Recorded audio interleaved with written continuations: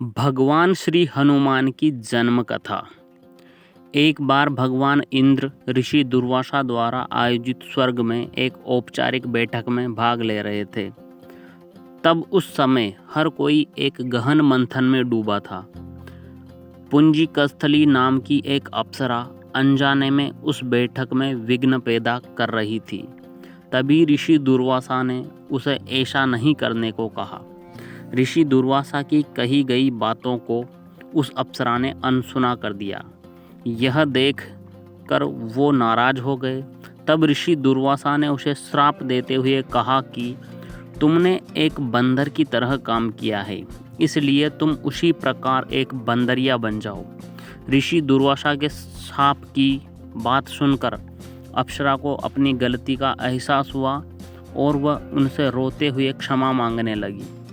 अप्सरा ने ऋषि दुर्वासा से कहा कि हे ऋषि, मुझे क्षमा कर दें, मैं आपको परेशान करने के लिए यह काम नहीं कर रही थी। मुझे इस बात का तनिक भी अंदाज़ा नहीं था कि मेरी ऐसी मूर्खता का मुझे ऐसा परिणाम मिलेगा। ऋषि दुर्वासा ने उसकी विनम्र विनती को देखकर अप्सरा से कहा कि हे प्रिय, तुम रो मत। अगले जन्म में तुम एक भगवान से शादी करोगी, लेकिन वह एक बंदर होगा और तुम्हारा जो पुत्र होगा वह बंदर ही होगा, जो बहुत ही शक्तिशाली होगा। भगवान श्री राम का प्रिय भक्त होगा। यह सुनकर पुंजिकस्थली ने ऋषि दुर्वासा को नमस्कार करते हुए दिए गए श्राप को स्वीकार किया। तब माता अंजना का जन्म बंदर भगवान विराज से हुआ। तब माता अंजना विवाह योग्य हो गई। तब उनकी शादी बंदर भगवान केसरी से हुई थी। इसके बाद माता अंजना अपने पति के साथ सुखी वैवाहिक जीवन व्यतीत करने लगी। अंजना और केसरी एक शांतिपूर्ण जीवन जी रहे थे। एक दिन शंखबल नामक जंगली हाथी ने अपना नियंत्रण खो दिया और हंगामा खड़ा कर दिया।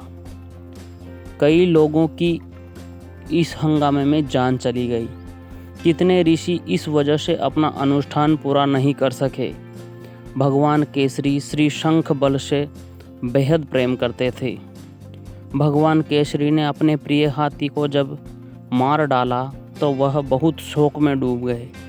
यह देखकर संतों ने उन्हें यह वरदान दिया कि तुम्हारे घर एक बच्चा जन्म लेगा, जो बहुत ही शक्तिशाली और हवा की शक्ति और गति के बराबर रहेगा।